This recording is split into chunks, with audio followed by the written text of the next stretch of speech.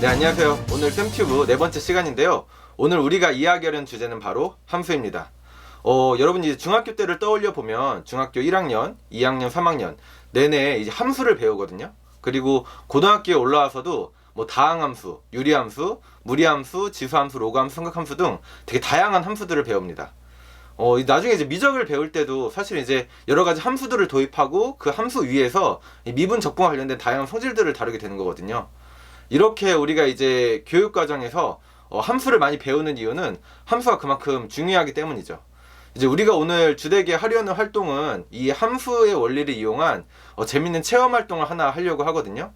근데 이제 그 체험 활동을 시작하기 전에 왜 수학에서 이토록 함수가 중요한지에 대해서 짧게 생각해보고 체험 활동을 해보도록 하겠습니다. 왜 중요한지 좀 얘기하려면 그 유클리드 원론부터 좀 이야기를 시작하면 좋을 것 같아요. 이 유클리드 원론은 총 13권으로 되어 있는데 유클리드가 이 기하학을 집대성한 책이거든요. 이제 때때로 역사적으로 이제 성경 다음으로 많이 읽혀진 책이다 라고 알려져 있기도 하고, 이게 1400년대에 나왔는데 그때 처음 나온 이후 1000번 이상이 재판되면서 책이 출판이 됐고, 수학자들은 여러 가지 증명을 할 때 뭐 유클리드 몇 권의 뭐 몇 번 정리에 의하여 라는 말들을 그냥 자연스럽게 사용을 했어요. 그러니까 사실 이제 교육에서도 이게 되게 중요하게 다뤄졌겠죠. 대학 입시 문제에서도 뭐 유클리드 몇 권의 몇 번 문제를 증명하여라, 이런 식의 문제가 출제가 되고, 그러니까 학교에서도 당연하게도 가장 중요하게 배우는 게 이 유클리드 기하였기 때문에 사실 수학을 공부한다라고 하면은 그냥 이 유클리드 기하를 공부하는 거다라고 얘기해도 틀리지 않을 정도로 이게 되게 이제 중요하게 유클리드 기하학이 많이 다뤄졌습니다. 근데 이제 수학적 개념이 발달하고 계속 새로운 이론이 나옴에 따라서 이제 수학 교육에서도 뭔가 좀 변화가 있어야 된다는 그런 목소리가 많아지기 시작했어요. 특히 1900년대에. 그래서 거기에 가장 앞장섰던 사람 중에 한 명이 이제 독일 수학자 클라인이라는 사람인데, 이 사람이 가장 강조한 것 중에 하나가 함수를 이 수학 교육에 되게 중요하게 이제 도입을 해야 된다라고 했던 거거든요. 이제 그 이후에 점점 이제 함수가 되게 우리가 중요하게 다뤄서 지금처럼 이제 함수를 배우게 되는 거죠. 그렇다면 이 함수라는 것이 왜 수학에서 이토록 중요할까요? 이 점에 대해서 우리가 한번 생각해 볼 필요가 있는데, 사실 여러분이 가만히 생각을 해보면 여러분이 배웠던 많은 내용 중에 함수가 아닌 것이 거의 없습니다. 그러니까 쉽게 여러분이 초등학교 처음 입학해서 더하기 빼기 곱하기 나누기를 배우죠. 사실 얘네부터가 함수예요. 함수라는 게 뭔가요? 함수라는 게 이제 뭐 정의역, 공역, 치역 뭐 이런 얘기를 하지만 그냥 쉽게 얘기하면 하나의 값을 딱 넣었을 때 하나의 값이 나오는 어떤 함수 기계로도 많이 표현을 하잖아요. 이런 걸 우리가 함수라고 얘기할 수가 있는데, 더하기 빼기 곱하기 나누기 생각하면 얘네들이 딱 하나의 값을 넣었을 때 하나의 값이 나오는 이런 그 원리로 이제 돌아간다고 생각할 수가 있는 거죠. 예를 들어서 3 더하기 2는 5라고 한번 해보도록 할까요? 이게 3이 두 개의 값이잖아요. 이렇게 이제 얘기할 수 있는데, 걔를 우리가 순서상으로 묶어서 보면 3,2라는 순서상 하나를 생각할 수가 있죠. 그 하나를 딱 집어넣으면 5가 튀어나오는 거예요. 그러니까 얘도 함수라고 얘기할 수가 있는 거죠. 사실 얘만 함수냐? 여러분이 여러 가지 공식들을 배우잖아요. 뭐 도형의 넓이를 구한다던가, 뭐 부피를 구한다던가, 뭐 혹은 근해 공식 같은 거, 이런 공식들도 사실은 다 우리가 함수라고 얘기할 수가 있고, 이 외에도 사실은 뭐 미분, 적분 이런 것도 다 함수로서 이야기할 수가 있습니다. 그러니까 가만히 보면 수학에서 함수가 아닌 게 뭐지? 라고 얘기할 정도로 대부분의 것들이 다 이게 함수다라고 얘기할 수 있는 거죠. 그러니까 수학 전반에 걸쳐서 이 함수라는 개념은 상당히 중요하게 자리를 잡고 있고요. 이제 수학을 떠나서 우리가 생각을 해봐도 사실은 어떤 사회현상이나 자연현상에 벌어지는 다양한 일들을 우리가 이제 분석하고자 할 때 가장 많이 이용되는 개념이 바로 이 함수입니다. 시간의 흐름에 따른 뭐 인구의 증가라든가 혹은 어떤 질병, 코로나 같은 그런 질병의 확산, 그 외에도 뭐 어떤 시간에 따른 어떤 물리량의 변화, 혹은 지진의 파형, 이런 모든 것들이 사실은 다 우리가 함수로서 나타내는 거죠. 여기서 놀라운 건 뭐냐면 우리가 이제 중요하게 배우는 게 뭐 다항함수, 지수함수, 로그함수, 삼각함수, 뭐 이제 그러니까 몇 개 안 되는 함수들을 사실 배우거든요. 되게 중요하게 다루는 게 이제 따져봤자 10개 정도가 되지 않는데, 이 몇 개 안 되는 함수로 전반, 사회 전반이나 과학 전반이나 여러 가지 벌어지는 다양한 일들을 대부분 많이 설명할 수 있다는 거죠. 그런 점에서도 함수는 상당히 중요하다고 할 수 있습니다. 정리하면 사실 수학 전반에 걸쳐서 이 함수라는 개념은 되게 중요하게 자리를 잡고 있고, 그 다음에 여러 가지 사회현상이나 과학현상을 분석하고자 할 때도 사실은 이 함수라는 게 되게 중요한 역할을 하는 거죠. 그만큼 이제 이 함수 개념이 상당히 이제 중요하다고 할 수 있는데, 여러분이 수학을 공부할 때도 이런 점들을 좀 생각을 하면서 이 함수 개념과 이런 수학 개념들을 공부하면은 좋을 것 같습니다. 네, 그럼 이제 오늘 본격적인 체험 활동을 한번 시작해 보도록 하겠습니다. 네, 우리가 오늘 체험하려는 주제는 착시도형을 만드는 건데, 코기치 스기하라라는 일본의 공학자가 이제 거울 착시라는 구조물을 고안을 했거든요. 이게 이제 매년 세계 착시대회라는 게 열리는데, 이게 2016년에 작품을 제출해서 2위를 했던 작품이에요. 이 작품이 실제 물체의 모습과 거울에 비춰진 물체의 모습이 서로 다르게 보이는 그런 작품인데, 이거를 한번 만들어보고 여기 어떤 그런 함수와 관련된 수학적 원리가 있는지 생각해 보도록 하겠습니다. 네, 거울 착시도형을 만들기 위한 재료를 먼저 알아보도록 하겠습니다. 일단 기본적으로 이제 거울이 필요하고요. 얘는 이제 아크릴 거울인데 지금 여기 비닐이 하나 붙어져 있거든요. 얘를 이제 제거하면 선명하게 보이는 이제 그런 거울이고요. 그 다음에 이제 전개도는 2장을 준비했는데, 하나는 이제 하트와 사각형으로 보이는 전개도, 또 하나는 육각형과 사각형으로 보이는 전개도예요. 근데 이제 제작 과정은 사실상 거의 차이가 없기 때문에 이 중에 하트와 사각형으로 보이는 전개도를 이용해서 착시 도형을 만들어 보도록 하겠습니다. 이제 이 외에 이제 필요한 재료에는 가위가 있고, 그 다음에 테이프, 그리고 커터칼, 마지막으로 자가 있어야 되고요. 이제 이 재료를 이용해서 거울 착시 도형을 만들어 보도록 하겠습니다. 근데 이제 제작 과정은 사실 상당히 이제 간단하다고 할 수 있는데, 여러분이 착시를 잘 관찰하기 위해선 그래도 좀 정교하게 만들어주는 게 필요해요. 그래서 이제 꼼꼼하게 조심히 좀 오리고, 이제 접어서 막 붙이거나 할 때도 되게 조심스럽게 입체가 잘 유지되게끔 하는 게 가장 포인트고요. 그래야 이제 잘 완성된 입체를 통해서 우리가 거울 착시를 잘 관찰할 수가 있습니다. 네, 어쨌든 이제 첫 번째로 해야 할 일은 요 밑면과 여기 이제 옆면을 오리는 걸 해야겠죠. 이제 가위로 먼저 밑면과 옆면을 오려보도록 할게요.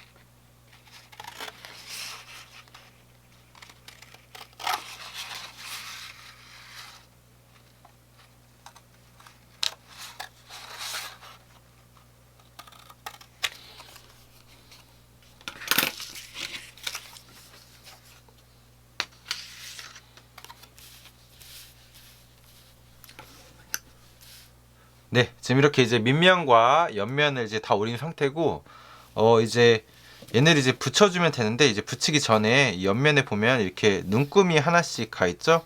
이 부분을 접어줘야 돼요. 근데 이제 지금 전개도로 제작한 이 종이 같은 경우에는 약간 두꺼운 종이거든요. 이제 평량 180g 정도 되는 약간 두꺼운 종인데, 얘를 그냥 이렇게 접으면 사실 이게 잘 접히지가 않아요. 종이가 좀 두껍기 때문에. 그래서 얘 같은 경우에 이제 칼등으로 여기를 이렇게 살짝 그 거주고 접어야 좀 잘 접히거든요. 아마 이제 여러분이 만들게 될 종이도 아마 두꺼운 종일 거라서 지금 제가 하는 거와 똑같은 작업을 해주면 될 것 같습니다. 그 이제 자랑, 그 다음에 커터칼을 이용해서 여기 이제 이 부분을 이렇게 커터칼로 이제 그어주는 건데, 이제 칼 끝으로 당연히 그어주면 안 되고, 이제 칼 자르는 부분 말고 여기 반대편 있죠? 여기 칼등으로 살짝 그어주는 거예요. 여기가 잘 접히도록. 여기 이제 네 군데, 네 군데가 아니라 6군데죠. 6군데를 한번 칼등으로 이제 그어서 접어보도록 하겠습니다. 이렇게 적당히 힘을 주고, 이제 이게 칼등이지만 너무 세게 하면 막 잘리거나 하는 경우도 있거든요. 그래서 그냥 적당한 세기로 요렇게 선을 이렇게 한 번씩 그어주면 될 것 같아요. 요렇게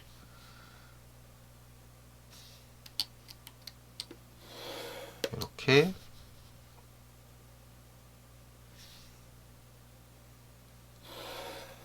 이렇게 다 껐죠. 자, 이렇게 다 긋고 나면 이제 종이가 이렇게 예쁘게 잘 접혀요. 이렇게 이제 접어주면 되고, 얘도 이제 입체가 잘 만들어져야 되기 때문에 이제 꾹꾹 눌러서 이렇게 입체 모양이 잘 나오도록 이 부분을 이제 접어주면 됩니다. 이렇게. 자, 그리고 지금 여기 보면은 이제 하얀색 부분이 있고 겉면이 어두운 색 부분이 있는데, 어두운 색 부분이 이제 안쪽으로 오게끔 이렇게 접어주시면 돼요. 이렇게 해서 이제 남은 부분도 이렇게 접도록 할게요. 네, 다 접었죠? 자, 이제 얘를 이제 마지막에 여기 끝 두 부분 이제 붙여서 옆면을 완성할 건데, 얘를 그냥 바로 붙이는 것이 아니라 이제 지금 오렸던 이 밑면과 붙이면서 같이 붙여주도록 할게요. 요렇게 지금 만날 거거든요. 그래서 여기 요렇게 요런 식으로 이제 만나게 하나씩 붙여 나갈 거고, 이게 연결을 할 때 사실 이제 풀을 사용하는 방법을 우리가 생각해 볼 수 있는데, 풀을 사용하는 것보다 그냥 이렇게 테이프를 사용하는 게 모양도 좀 잘 잡히고 이렇게 튼튼하게 만들어집니다. 그래서 테이프를 사용해서 얘를 연결을 해 보도록 할게요. 자, 연결할 때도 이제 빨리 만드는 게 중요한 게 아니고, 처음에도 얘기했지만 이게 정교하게 잘 만들어야 착시가 잘 관찰되거든요. 그래서 천천히 모양이 잘 만들어지도록 이렇게 이제 부착을 하면서 연결을 하면 될 것 같아요. 이렇게 연결 이제 하나씩 해보도록 하겠습니다.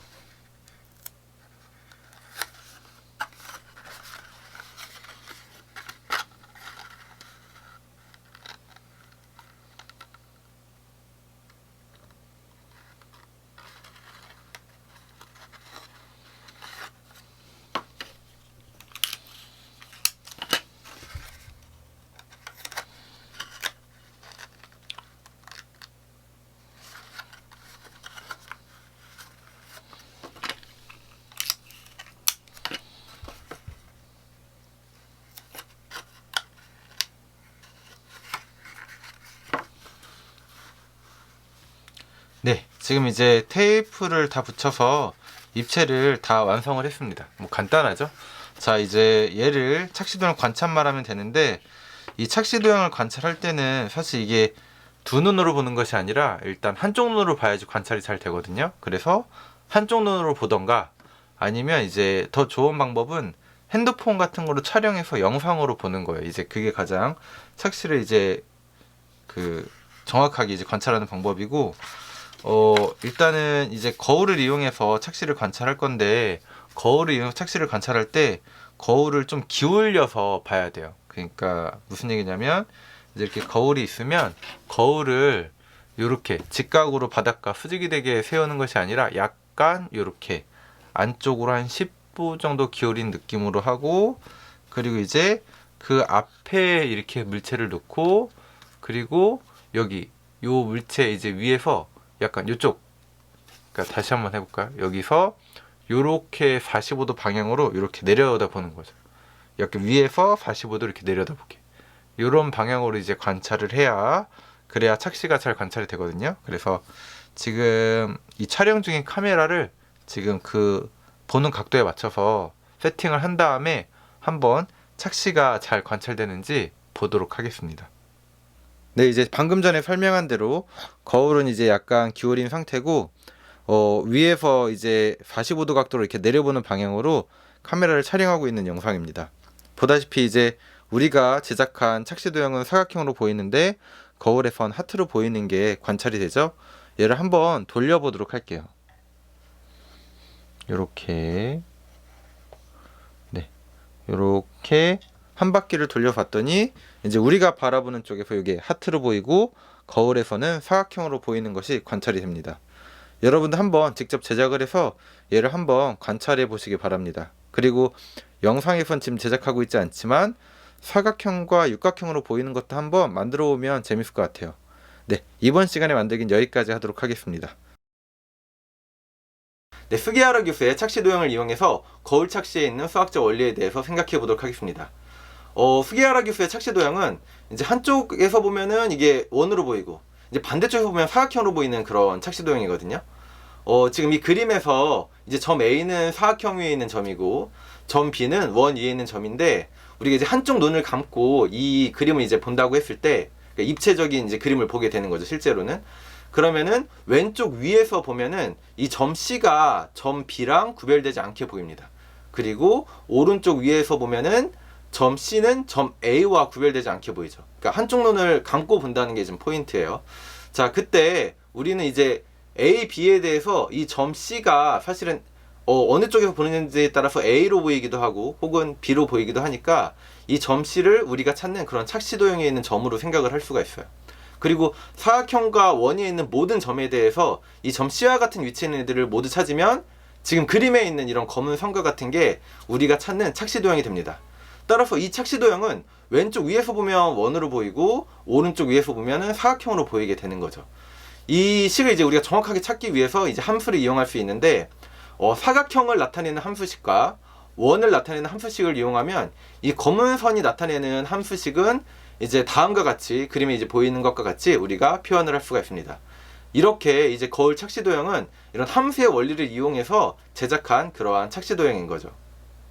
네, 우리가 오늘 이렇게 함수의 중요성에 대해서 생각을 해보고 함수의 원리를 이용한 이런 거울 착시도형을 한번 제작해 봤습니다. 여러분도 전개도를 다운받아서 거울 착시도형을 한번 제작해 보면 재미있을 것 같습니다. 오늘 수업 시간은 여기까지 하도록 하겠습니다. 감사합니다.